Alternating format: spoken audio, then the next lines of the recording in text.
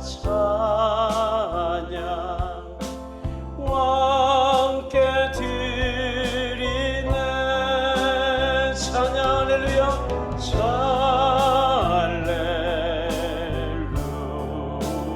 할렐루야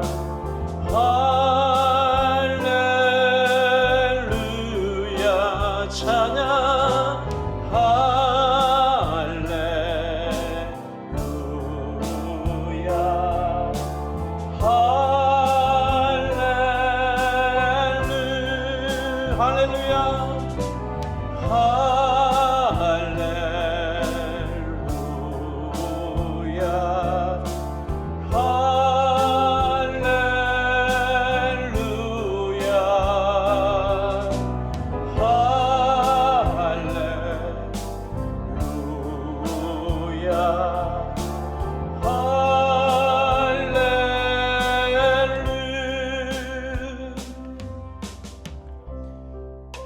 그 다음 함께할 찬양은 예수님의 사랑, 우리를 향한 주님의 사랑을 노래하는 찬양인데요. 가사가 이렇습니다. 하늘보다 높으신 주 사랑, 바다보다 넓으신 주 사랑, 나를 향한 크고 높으신 사랑.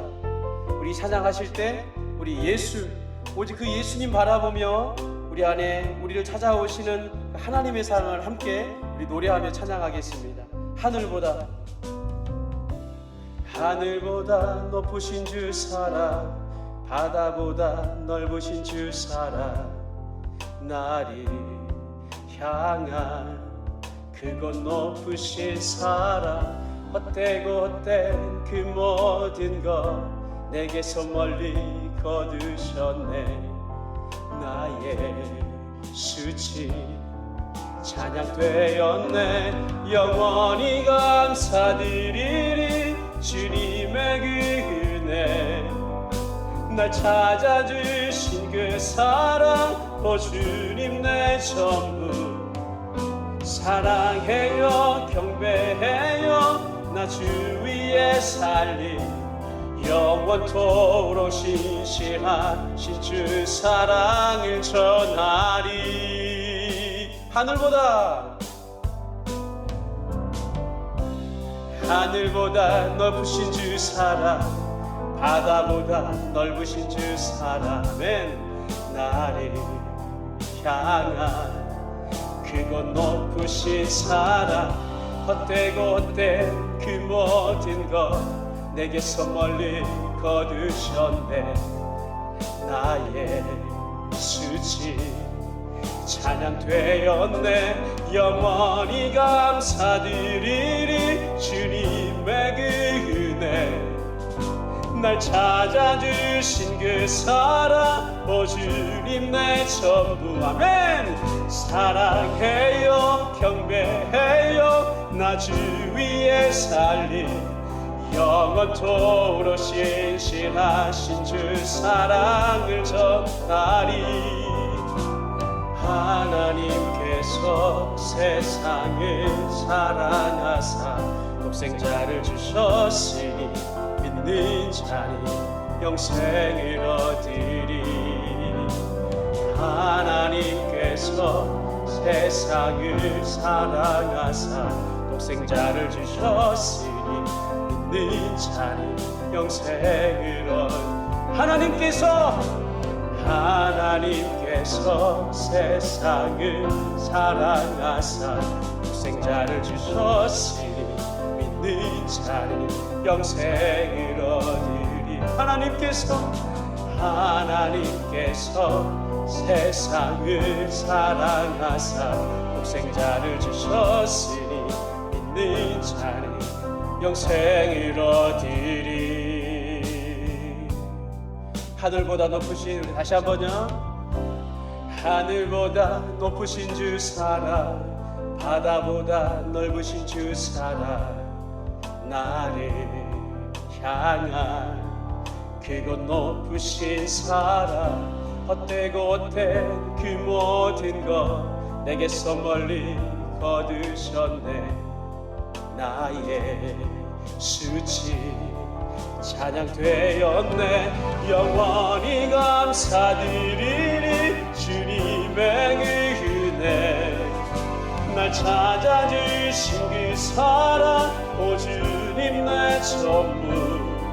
사랑해요 경배해요 나 주 위에 살리. 영원토록 신실한 신주 사랑을 전하리. 하나님께서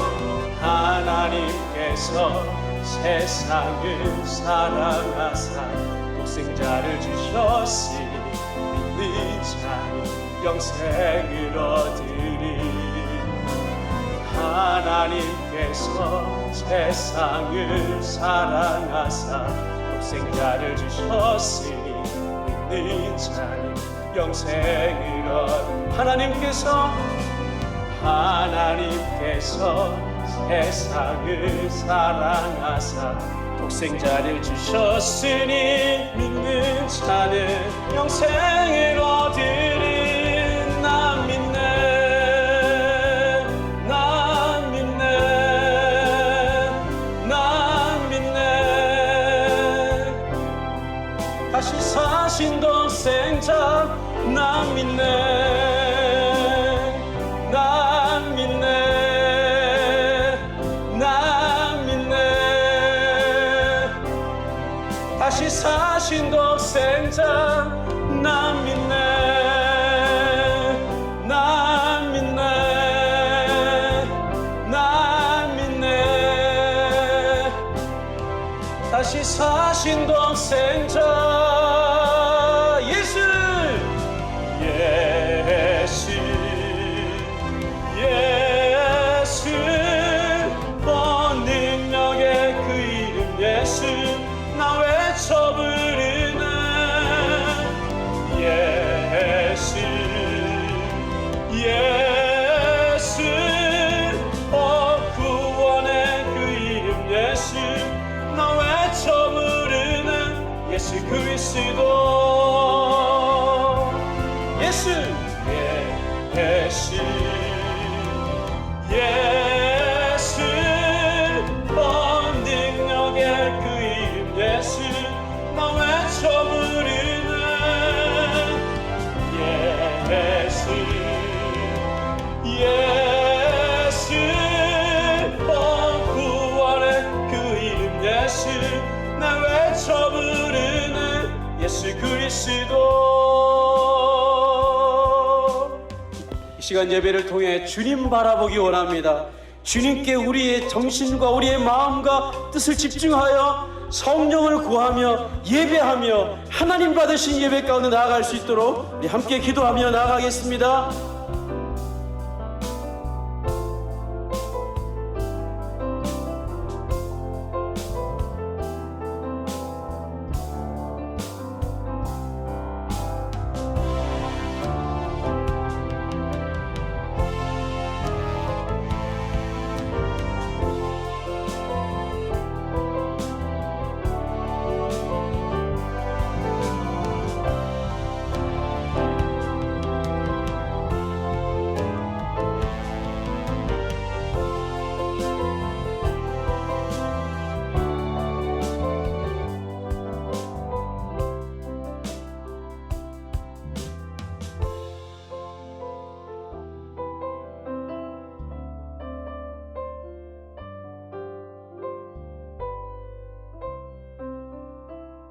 온 땅여 여호와께 즐거운 찬송을 부를지어다.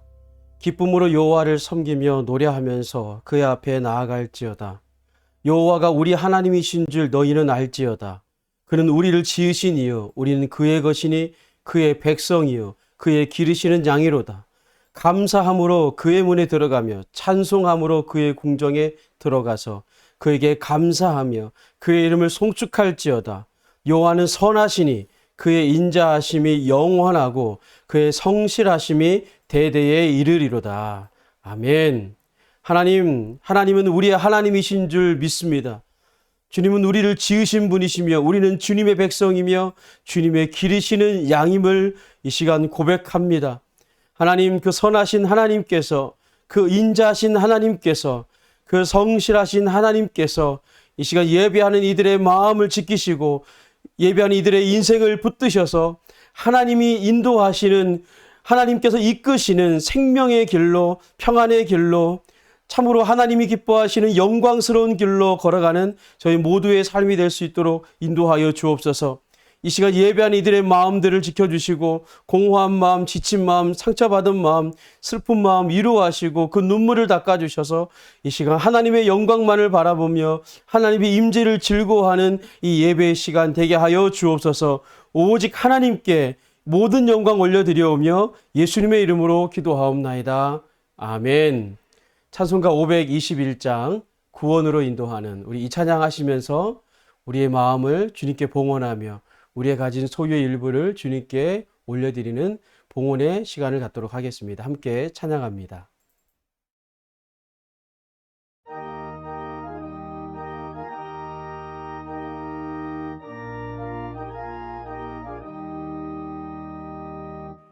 구원으로 인도하네 그 문은 참 좁으며 생명으로 인도하네 그 길은 참 험하니 우리 몸에 지워있는 그 더러운 죄짐을 한없이 벗어놓고 힘써서 들어갑시다. 구원으로 인도하는 그 좁은 문 들어가 영생으로 인도하는 그 생명길 갑시다. 이 세상에 많은 사람 그 문으로 들어가 넓은 길로 갈지라도 멸망으로 끝나니 세상 헛된 부귀영화 모두 내어버리고 주의 말씀 순종하여 그 생명길로 갑시다. 구원으로 인도하는 그 좁은 문 들어가 영생으로 인도하는 그 생명길 갑시다. 구원의 문 열렸으니 주의 공로 힘입어 주저 말고 들어가서 생명길로 갑시다. 구원의 문 닫힌 후엔 들어가고 싶으나 한 번 닫힌 구원의 문 또 열려지지 않으리. 구원으로 인도하는 그 좁은 문 들어가 영생으로 인도하는 그 생명길 갑시다. 하나님, 고난 가운데 근심하며 하나님 앞에 토로해 있었던 시편 기자의 기도 내용을 다시금 상기합니다. 나의 괴로운 날에 주의 얼굴을 내게 숨기지 마소서. 주의 귀를 내게 기울이사 내가 부르짖는 날에 속히 내게 응답하소서. 하나님, 이 시간 이 시편 기자와 동일한 마음으로 이 자리에 예배하는 이들의 마음을 기억하여 주시고 그들의 입술에서 나오는 그 기도를 하나님 귀 기울여 주시고 주의 얼굴을 숨기지 마시옵소서. 주의 얼굴을 구하는 자들에게, 주의 이름을 부르는 자들에게 이 시간 이 예배가 하나님의 구원을 경험하며 하나님의 영광스러운 임재를 경험하는 예배의 시간 될 수 있기를 간절히 소망하며 또한 기도합니다. 하나님, 이 시간 우리의 예배가 하나님의 영광을 즐거워하며 하나님이 주시는 은혜로 기쁨과 감사와 감격으로 우리의 삶의 자리가 완전히 변화되는 자리가 될 수 있도록 도와주옵소서. 인간의 머리와 방법으로 해결할 수 없었던 관계의 문제, 삶의 이 경제적인 문제, 수많은 인생의 문제들이 이 예배 안에서 하나님이 주시는 확신과 소망을 경험할 수 있도록 도와주셔서 지금은 당장 해결할 방법은 없으나 하나님이 주시는 소망과 확신이 있기에 하나님을 신뢰함으로 하나님이 나의 삶에 반드시 관여하시고 이끌어 가심을 확인하며 확신하며 갈 바를 알지 못하고 떠났던 아브라함의 믿음의 여정처럼 하나님 할 방법과 보이는 상황은 없지만 하나님 믿고 오늘 하루도 내일 하루도 한 걸음 한 걸음 떠나는 믿음의 여정을 걸어가는 우리 모두의 삶이 될 수 있도록 인도하여 주옵소서. 주 앞에 나올 때 빈소로 나오지 아니하고 또한 주 앞에 나올 때 빈 마음이 아니라 주님을 향한 헌신의 마음으로 주님을 향한 또한 작은 물질의 일부를 드리는 마음으로 이 자리에 예배합니다. 하나님 저들의 마음과 시간과 물질을 받아주시고 하나님 영광 가운데 우리의 인생이 쓰여지고 우리의 물질이 쓰여지며 우리의 열정이 쓰여질 수 있도록 하나님 저희들의 삶을 붙들어 주시옵소서. 물질이 우리의 인생이 우리의 시간이 우리의 소유가 아닌 하나님의 것임을 고백하며 하나님 우리가 가진 모든 것들이 하나님 우상이 되지 않도록 도와주시고 하나님께로 마땅히 올려드리고 돌려드리는 삶을 살아가는 참된 성도의 삶, 참된 신앙의 길을 걸어가는 저희들의 삶이 되게 하여 주옵소서. 물질의 문제로 고통받는 이들의 삶을 주께서 기억하여 주셔서 회복시켜 주시고 채워주시고 풍성케 하여 주옵시고 남편과 아내와 자녀의 문제로 고통받는 당신의 백성들을 또한 기억하여 주셔서 해결하여 주시고 그리스도의 평화과 평강이 함께하는 가정들이 될 수 있도록 도와주시며 이 나라 이 민족의 하나님 어려움과 또한 혼란스러운 상황들을 주께서 붙들어 주셔서 평안한 나라로 샬롬의 나라로 바뀌어질 수 있도록 인도하여 주옵소서. 모든 영광 주님께 올려드리오며 예수님의 이름으로 기도하옵나이다. 아멘. 매일 성경 읽기 우리 하루에 3장씩 꼭 읽어갈 수 있기를 바랍니다. 신방이 필요하신 분들 연락을 주시고요. 헌금은 온라인 계좌를 이용해 주시면 되겠습니다. 예배 시간에는 꼭 성경책을 지참하시고 예배를 드릴 수 있기를 당부드립니다. 저희가 사용하는 예배의 모든 음악은 자체적으로 제작하고 있음을 알려드리고요. 저희 온한을 담은 교회는 통합측 교단신앙을 전공한 김한길 목사입니다. 광고는 여기까지 하겠고요. 오늘 말씀은 배 안에 있는 떡 1개라는 주제로 말씀을 나눌 텐데요. 먼저 하나님의 말씀은 마가복음 8장 14절에서 21절까지의 말씀입니다. 우리 말씀을 함께 듣고 또 보고 또 함께 봉독하도록 하겠습니다. 오늘 우리에게 주신 하나님의 말씀은 마가복음 8장 14절에서 21절까지의 말씀입니다. 제자들이 떡 가져오기를 잊었음에 배에 떡 1개밖에 그들에게 없더라. 예수께서 경고하여 이르시되 삼가 바리새인들의 누룩과 헤롯의 누룩을 주의하라 하시니 제자들이 서로 수근거리기를 이는 우리에게 떡이 없음이로다 하거늘 예수께서 아시고 이르시되 너희가 어찌 떡이 없음으로 수근거리느냐 아직도 알지 못하며 깨닫지 못하느냐 너희 마음이 둔하냐 너희가 눈이 있어도 보지 못하며 귀가 있어도 듣지 못하느냐 또 기억하지 못하느냐 내가 떡 5개를 5,000명에게 떼어줄 때에 조각 몇 바구니를 거두었더냐 이르되 12이니이다. 또 7개를 4,000명에게 떼어줄 때에 조각 몇 광주리를 거두었더냐 이르되 7이니이다. 이르시되 아직도 깨닫지 못하느냐 하시니라. 아멘.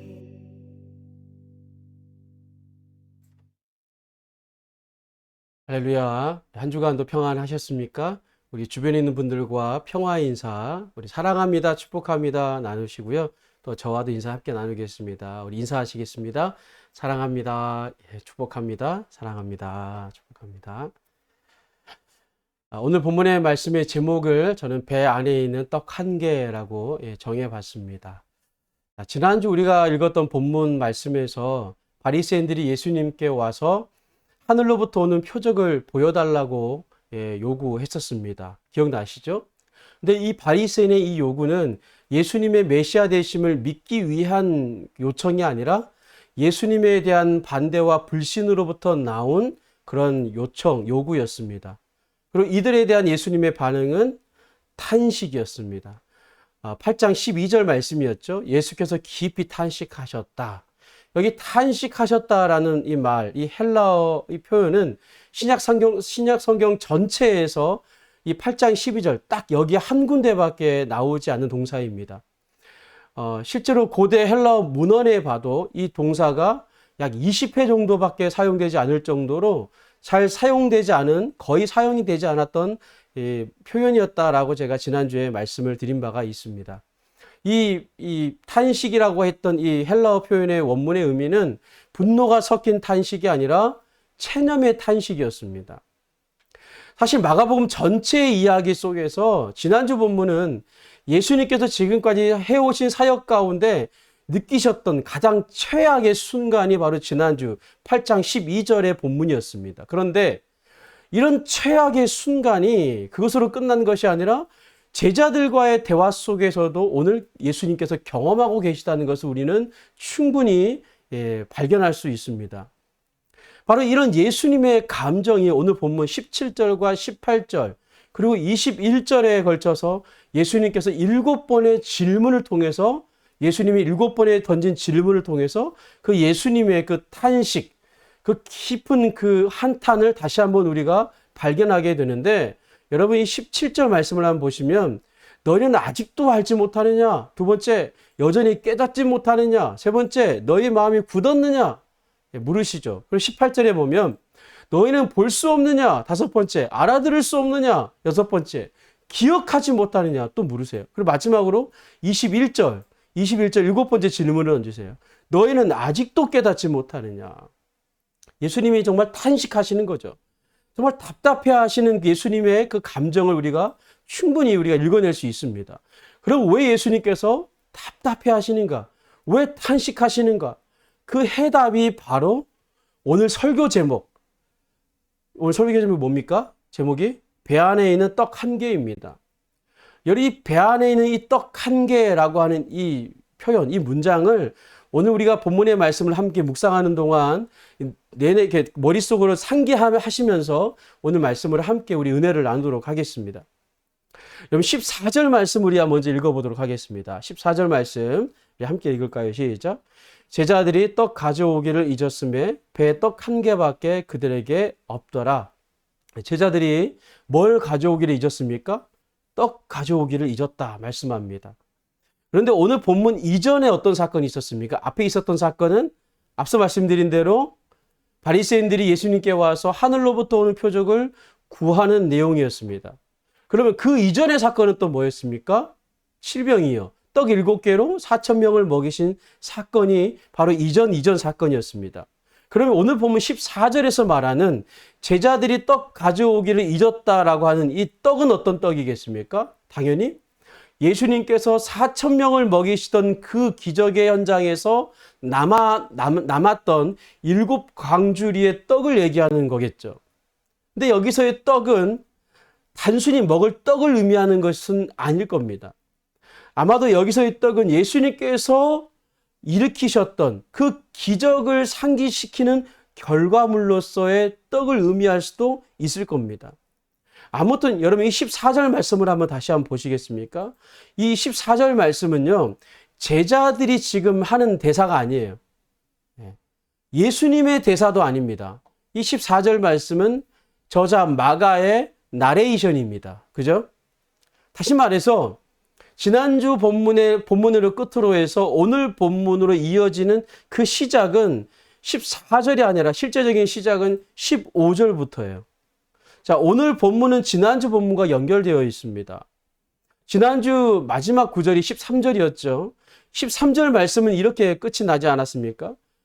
예수님께서 그들을 떠나 다시 배에 올라 건너편으로 가셨다라는 것으로 지난주 본문이 끝나고 이어서 오늘 본문 15절에서는 이렇게 시작을 합니다. 예수께서 경고하여 이르시되 삼가 바리새인들의 누룩과 헤롯의 누룩을 주의하라 라는 말씀으로 오늘 본문이 실제적으로 시작이 되고 있습니다. 자, 여러분 이 15절 말씀은 누가 누구에게 하는 말씀입니까? 누가 누구에게?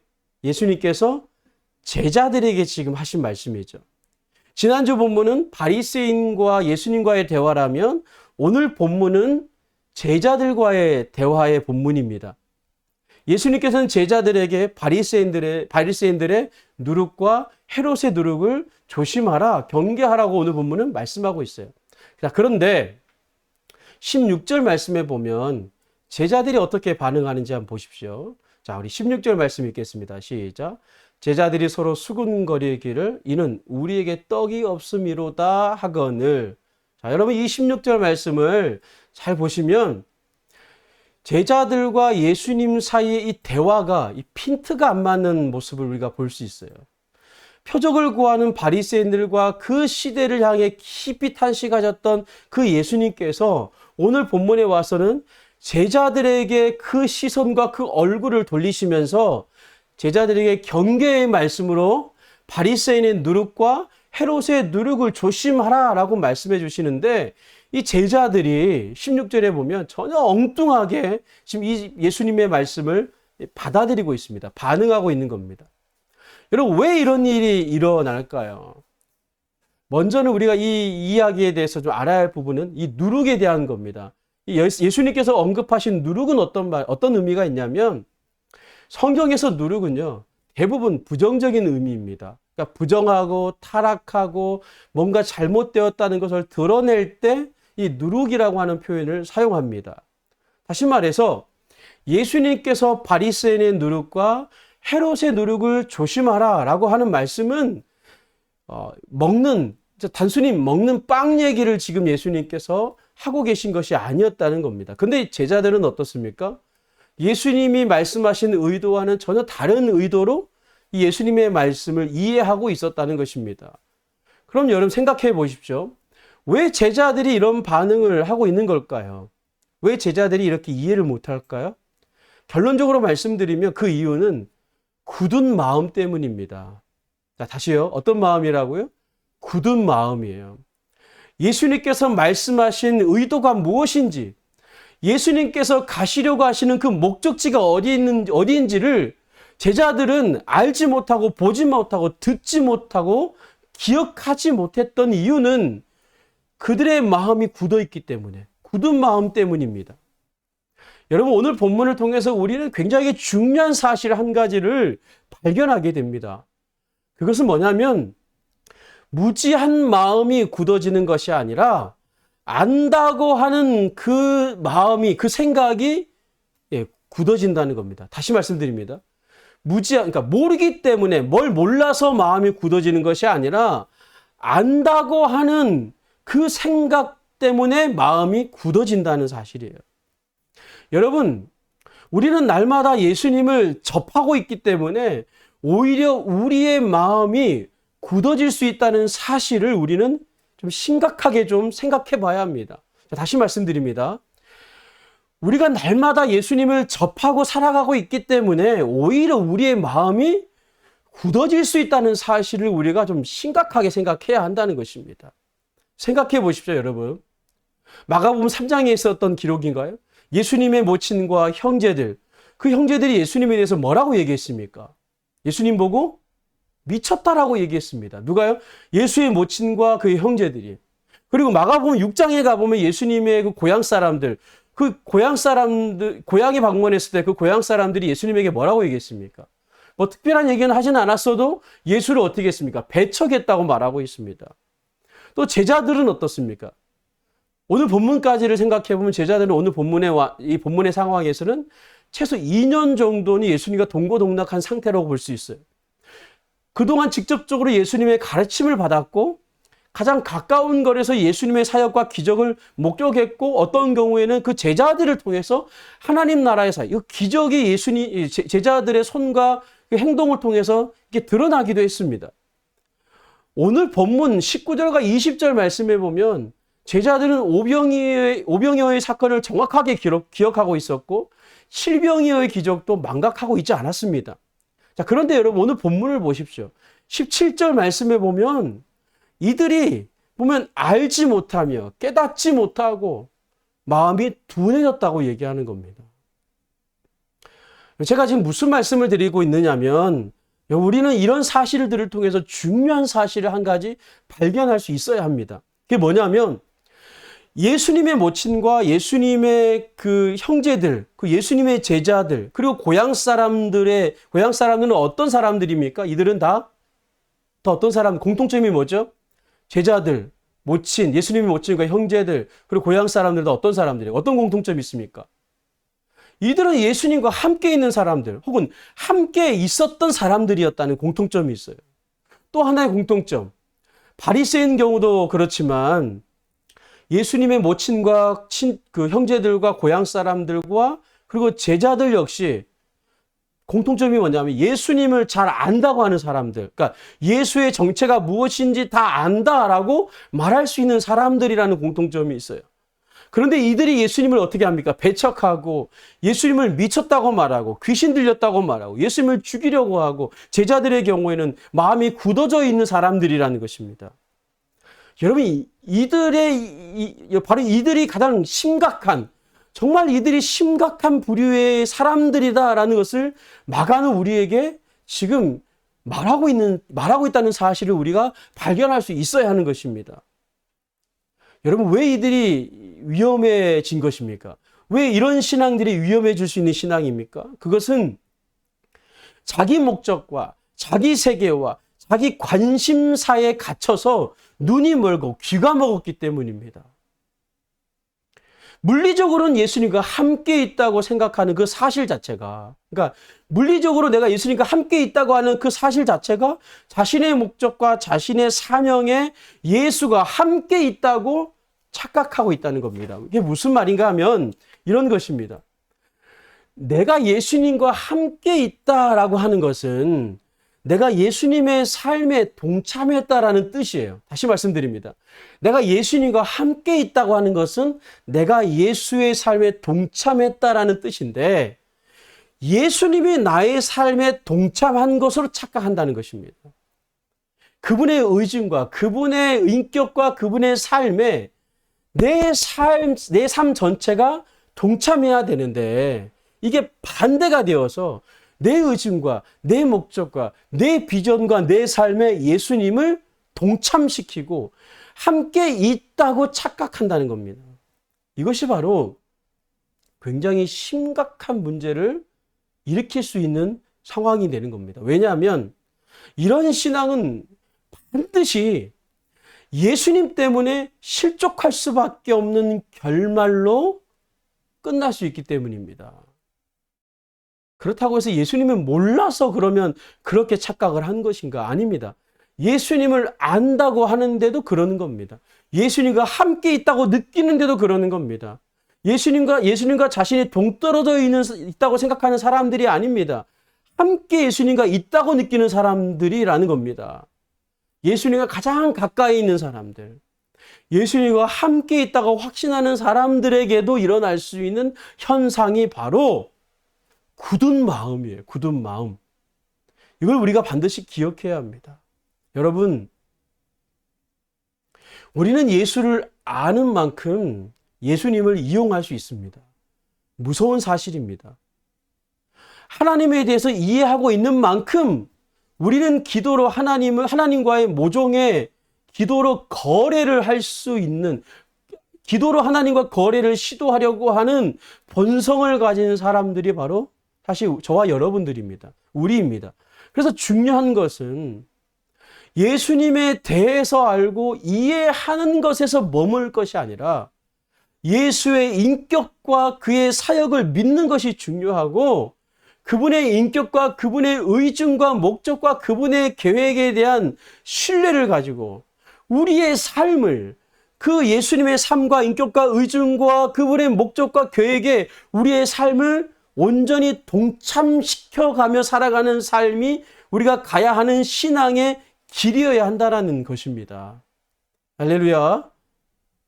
여러분, 이러한 신앙의 길이 아니라면, 저와 여러분이 걸어가고 있는 길이, 인생의 길이, 신앙의 길이 이런 길이 아니라면 우리의 마음은 충분히 굳어질 수 있습니다.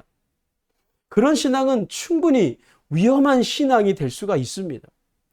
우리가 가야 할 신앙의 길이 이런 길이 아니라면 예수의 모친과 형제들과 고향 사람들이 보였던 그 반응, 그리고 제자들의 오늘 본문의 모습과, 그리고 지난주에 바리새인들과, 그리고 그 시대를 향해 느끼셨던 그 예수님의 그 탄식의 대상, 그 깊은 탄식의 대상이 저와 여러분이 그 대상이 될 수가 있다는 것입니다. 아멘. 이 사실을 우리가 심각하게 좀 깊이 고민하며 묵상할 수 있기를 바랍니다.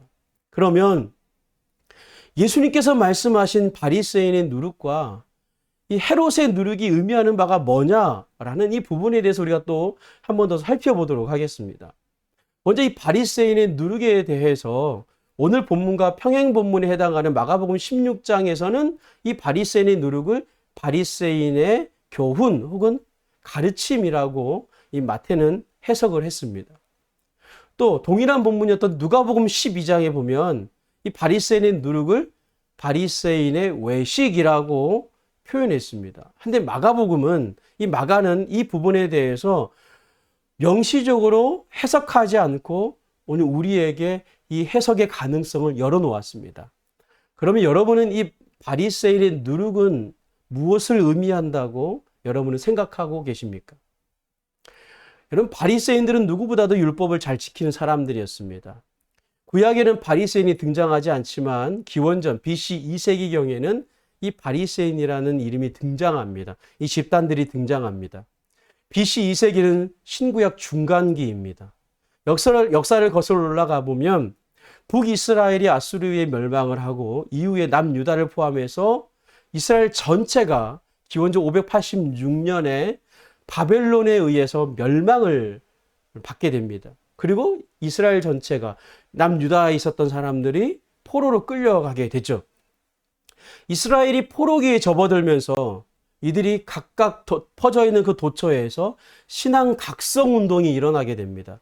하나님께서 모세를 통해 우리에게 하나님의 말씀을 주셨는데 우리 조상들이 하나님의 말씀에 불순종해서 순종하지 않아서 나라가 이렇게 망하게 되었다라는 결론에 이르게 됩니다. 자, 그러다가 하나님의 은혜로 예레미야에게 주신 예언의 말씀, 70년 만에 돌아오리라고 하는 이 예레미야의 예언대로 이 포로에서 70년 만에 이스라엘 백성들이 예루살렘으로 돌아오게 됩니다. 그러면서 예루살렘으로 다시 포로에서 돌아왔던 사람들이 똑같은 죄를 짓지 않기 위해서 율법을 연구하기 시작을 한 것입니다. 에스라 학자를 통해서, 에스라서, 느헤미야서에 나오죠.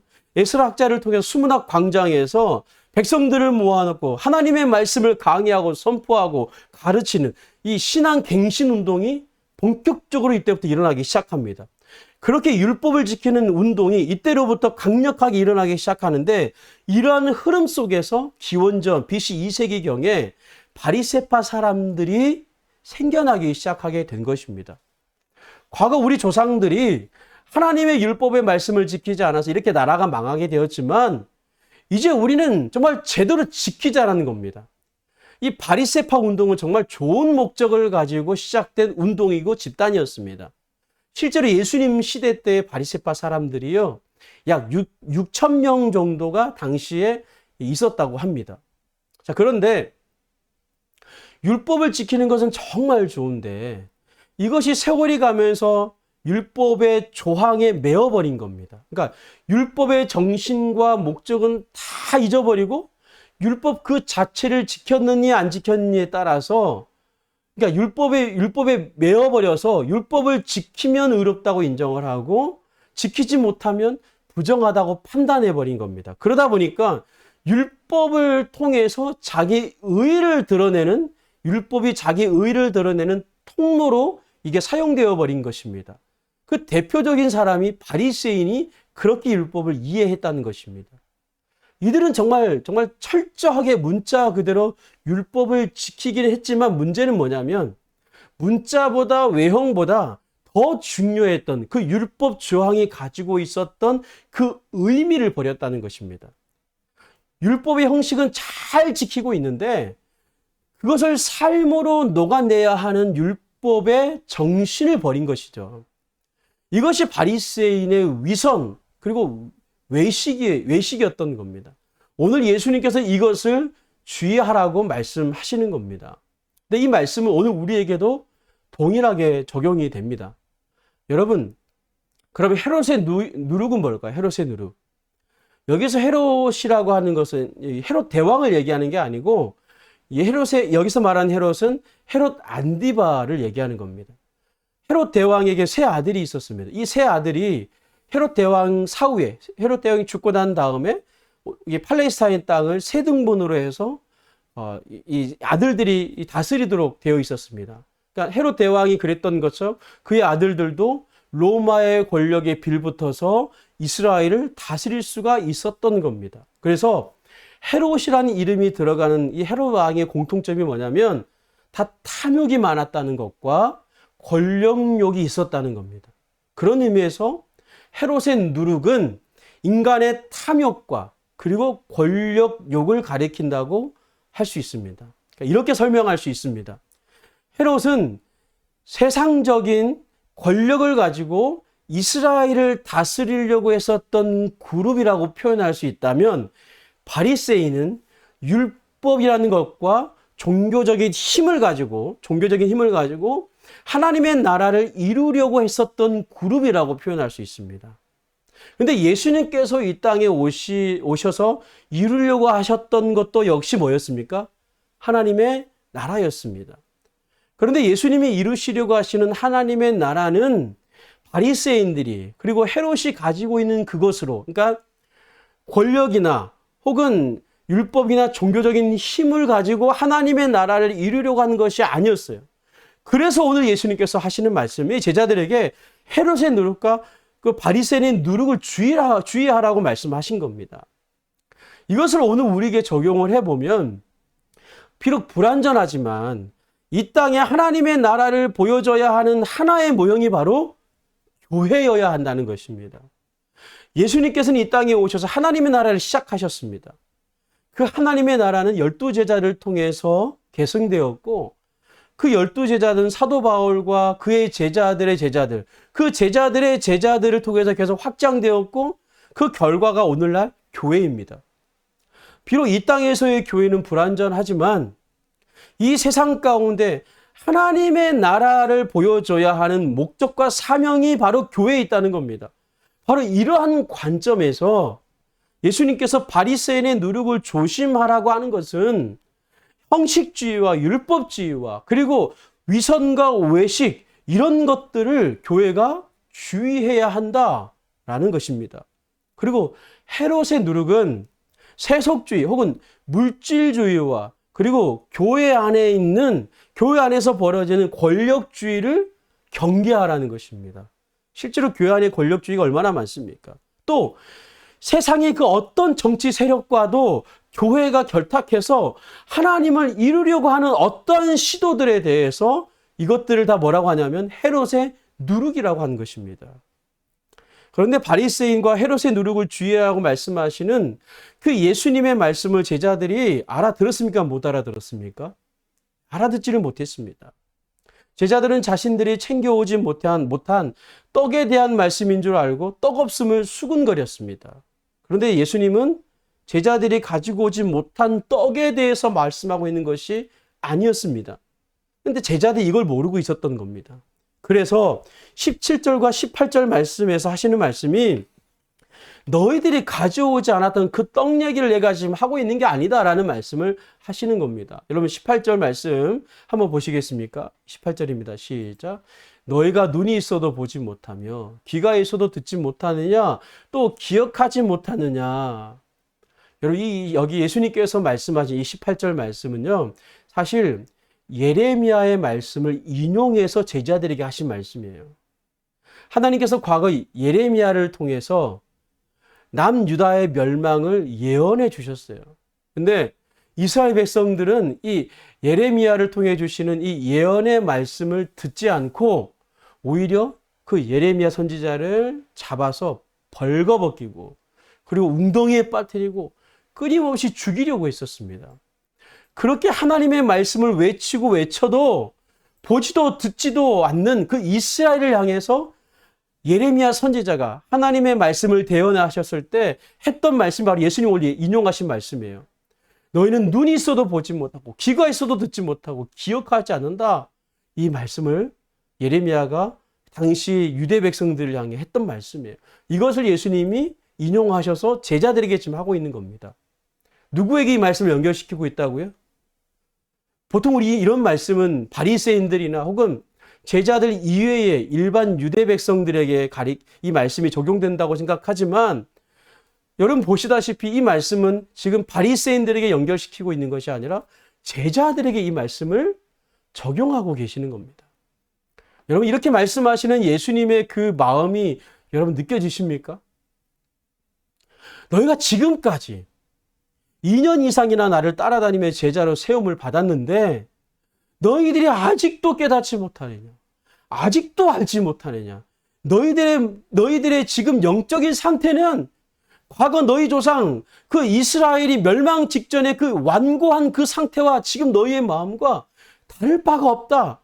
그렇게 탄식하시면서 한탄하시면서 제자들에게 예레미야의 말씀을 인용하시면서 지금 말씀하고 계시는 이 마음, 예수님의 마음이 여러분 우리 느껴져야 하는 것입니다. 그러면 여러분 제자들이 그러면 뭘 봐야 됐던 겁니까? 무엇을 봐야 했습니까?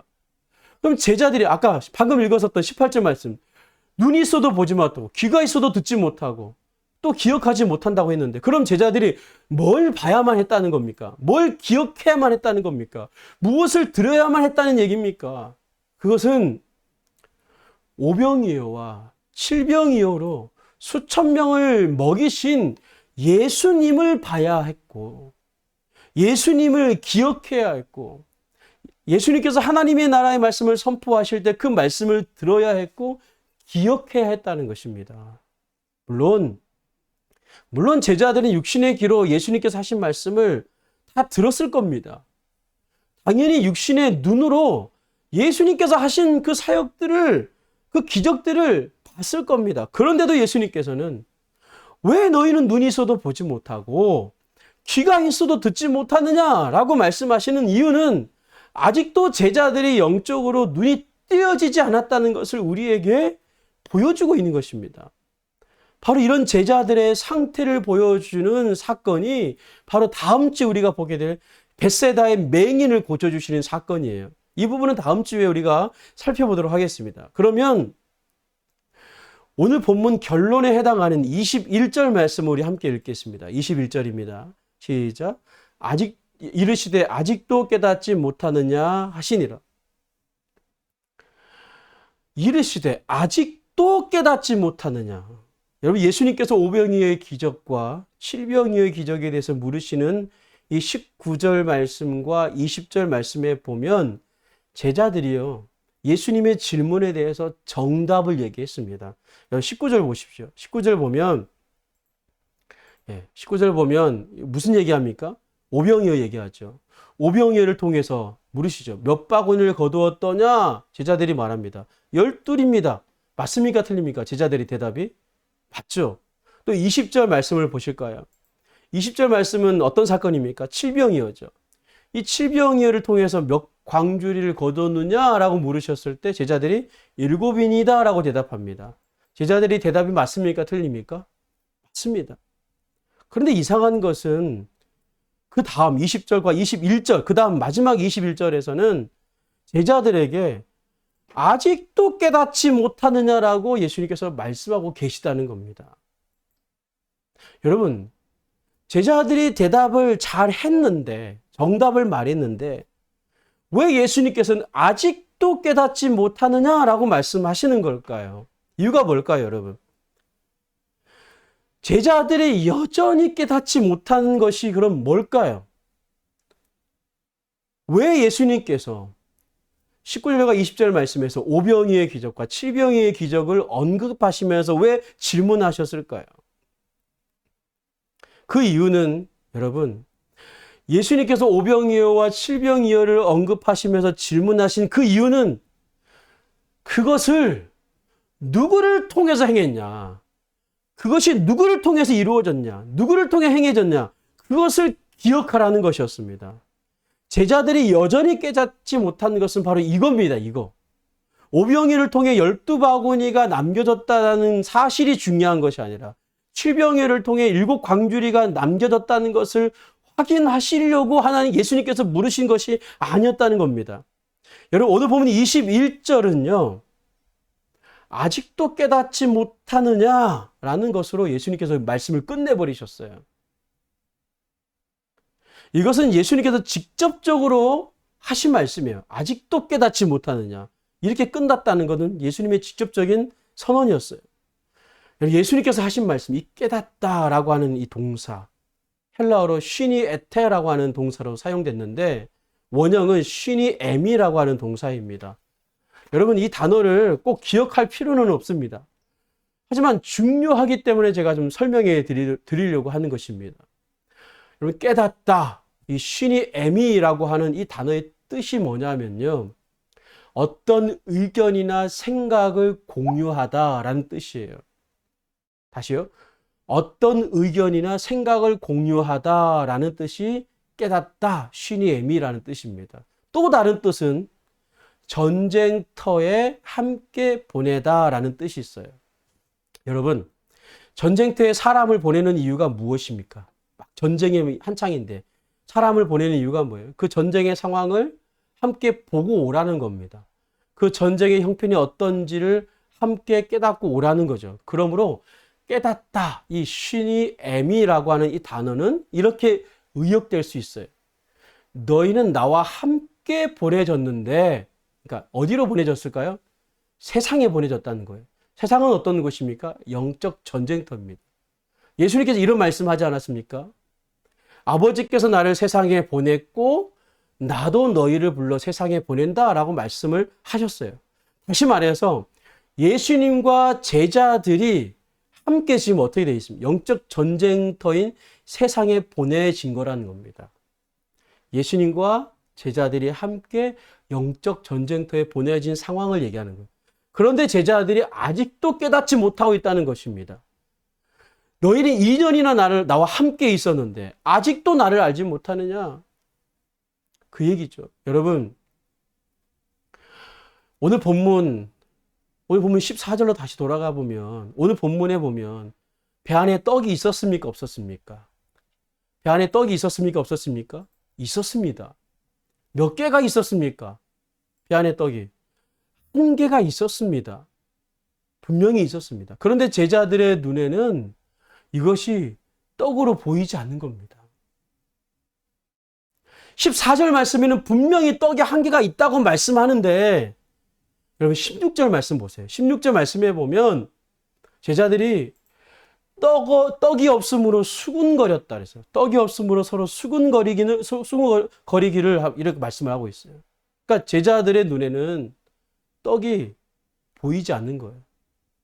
떡이 있는데 제자들의 눈에는 떡이 보이지 않는 겁니다.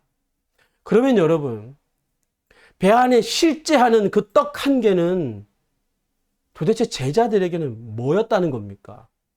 실제로 있는 배 안에 있는 그 떡 한 개가 제자들에게는 도대체 뭐였다는 거죠?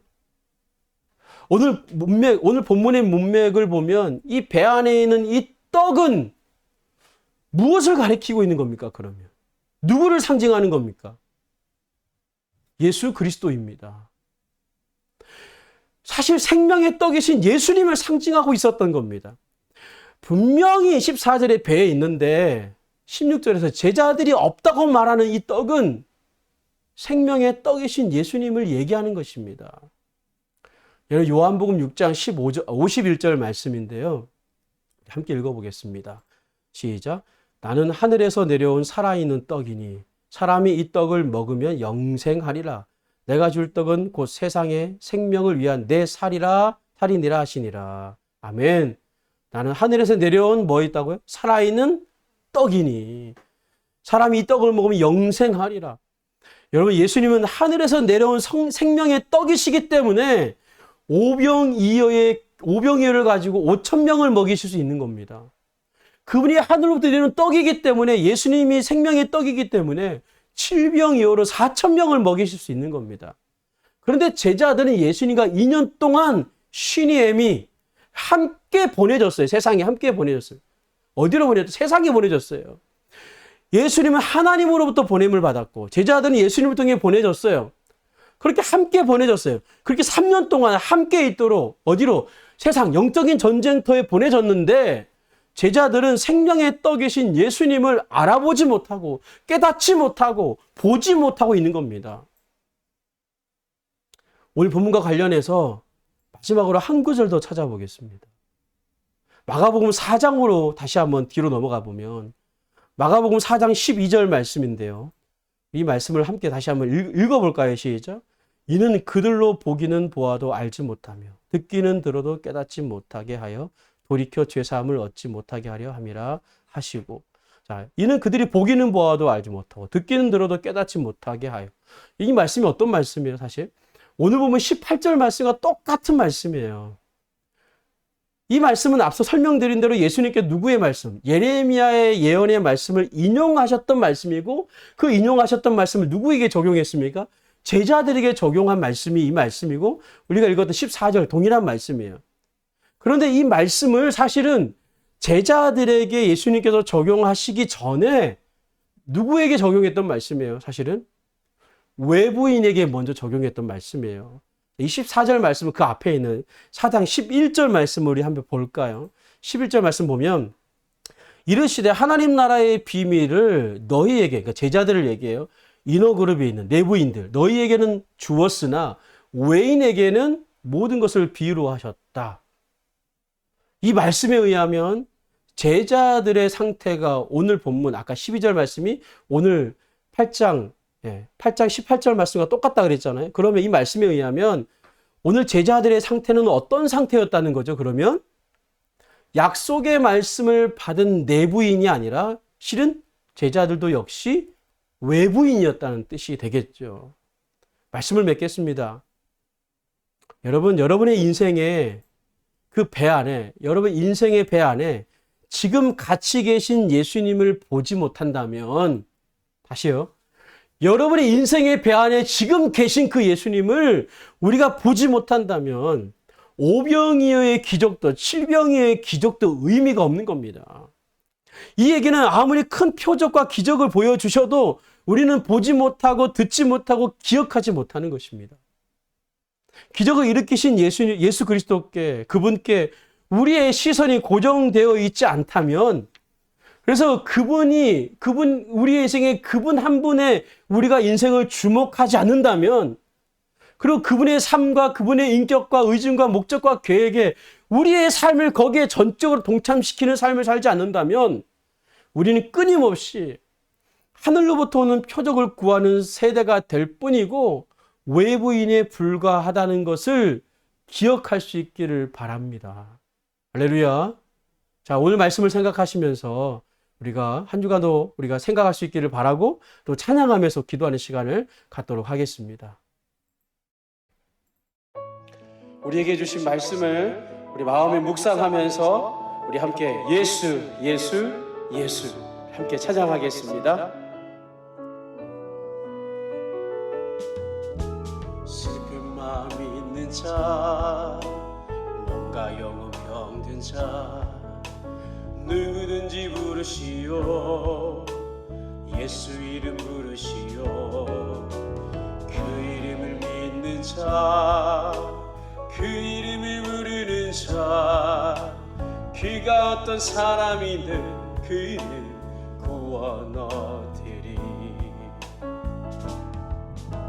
슬픈 마음이 있는 자, 몸과 영혼 병든 자, 누구든지 부르시오. 예수 이름 부르시오.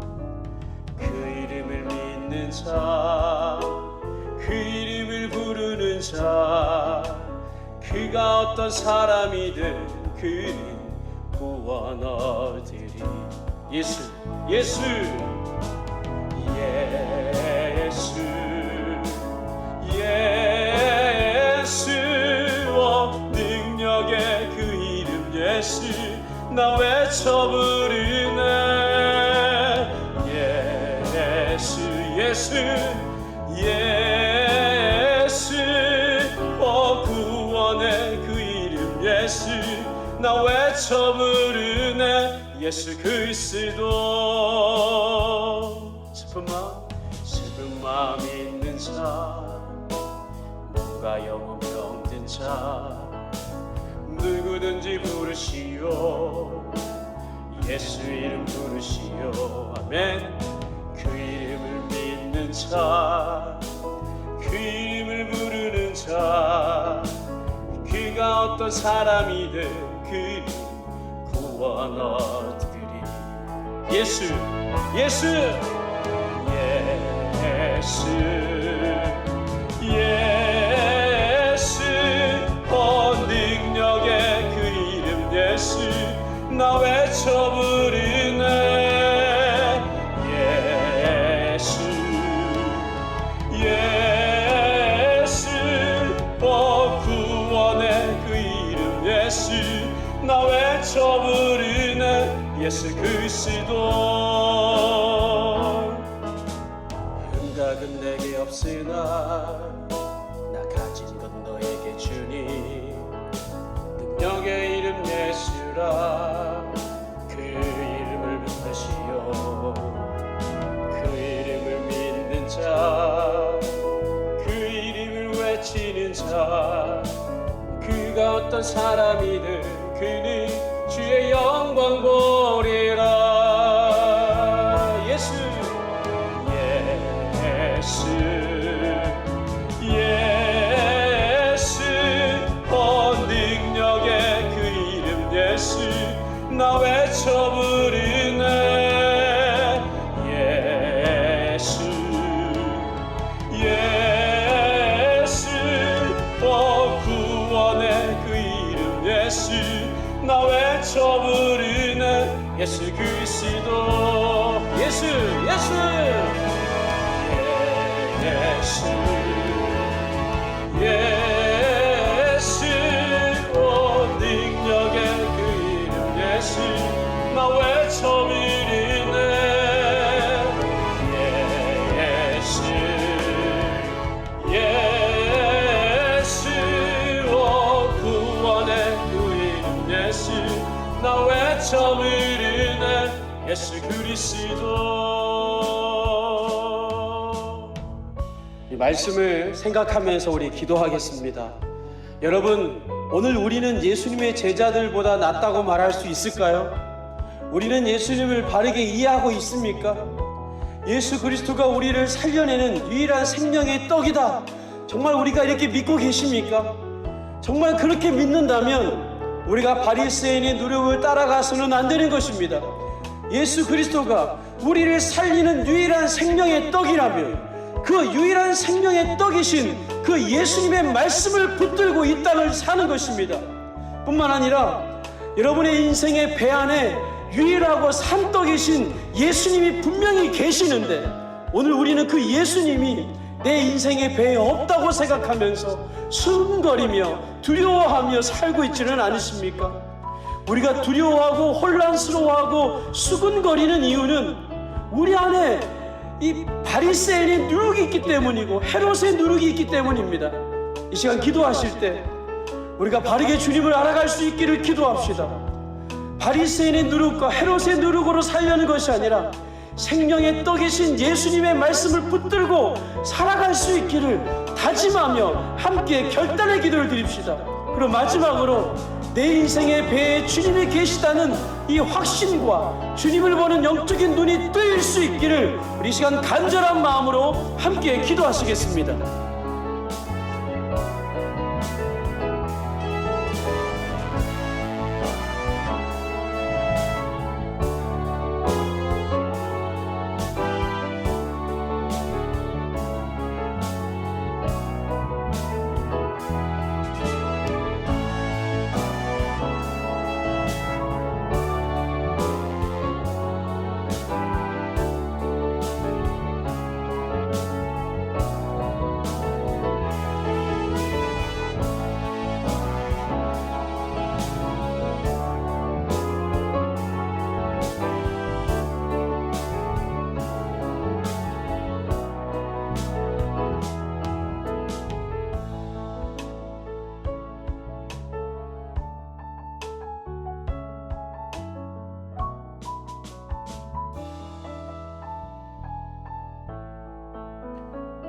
하나님, 오늘의 말씀을 다시 한번 우리의 마음에 새기며 다짐합니다. 우리의 인생에 분명 주님은 함께 계십니다. 우리의 인생의 배 주님은 존재해 계심에도 불구하고 삶을 살아가다 보면 때로는 주님이 안 계신 것처럼 우리는 삶 속에서 혼란스러워하고 두려워할 때가 종종 있습니다. 하나님, 그때 우리는 또다시 주님을 향해 바리새인이 구했던 것처럼 하늘로부터는 표적을 구하는 우리의 어리석음을 보게 됩니다. 하나님, 오직 생명의 말씀이신 그 예수 그리스도의 말씀을 붙들고 살아낼 수 있는, 그래서 주님을 바르게 이해하고 바르게 알아가는 그 주님을 신뢰하는 저희들의 삶이 되게 하여 주옵소서. 주님과 함께 있음은 우리의 삶이 그분의 인격에 동참하며 그분의 의중과 그분의 목적과 그분의 계획에 우리의 삶이 온전히 동참하는 삶을 살아가는 것이 우리가 갈 신앙의 기림을 기억하며 주님과 함께 있기를 소망하며 이런 신앙의 길을 따라 하나님 우리에게 맡기시고 예비하신 영광스러운 길, 참된 의미를 발견하는 삶의 길을 걸어가는 저희들의 삶이 될 수 있도록 도와주시며 뿐만 아니라 주님의 길을 따라가는 저희들의 삶이 그저 십자가의 고난의 길만이 아닌 십자가의 영광스러움도 경험할 수 있도록 하나님 도와주옵소서. 힘들고 지치고 낭망되고 물질과 가정과 사람의 문제로 고통받는 당신의 백성들을 위로하여 주셔서 저들의 삶에 생명이신 예수 그리스도, 생명의 떡이신 예수 그리스도로 먹고 마심으로 말미암아 삶의 형편 속에서도 하나님 주시는 평안과 하나님 주시는 하늘의 힘을 가지고 승리하며 마침내 하나님께서 이루셨음을 고백하는 간증의 삶을 살아가는 주의 백성들 될 수 있도록 도와주시옵소서. 육신의 연약한 분들 고쳐주시옵소서. 질병으로 고통받고 있는 당신의 백성들을 고쳐주시고 낫게 하여 주시고 온전케 하시는 성령의 역사가 임하여 주옵소서. 이제는 우리 주 예수 그리스도의 은혜와 하나님 아버지의 사랑과 성령님의 교통하시고 충만하신 은혜의 역사가 우리의 배 안에 여전히 함께 하심에도 불구하고 그것을 보지 못하여 어둠 가운데 영적인 눈먼 가운데 살아가지 않기를 소망하며 주님 말씀 붙들고 살기를 소망하는 사랑하는 주의 백성들, 그 말씀을 통해서 이루실 하나님의 영광과 살아계신 예수 그리스도를 목도하며 보며 들으며 살기를 원하는 주의 백성들 한 분 한 분 머리머리 위에 가정 위에 그 후손들 위에 이 나라의 민족 위에 이제로부터 영원토록 함께 하시기를 간절히 축원하옵나이다. 아멘. 네, 감사합니다. 한 주간도 평안하시고요. 승리하시기를 바랍니다. 감사합니다.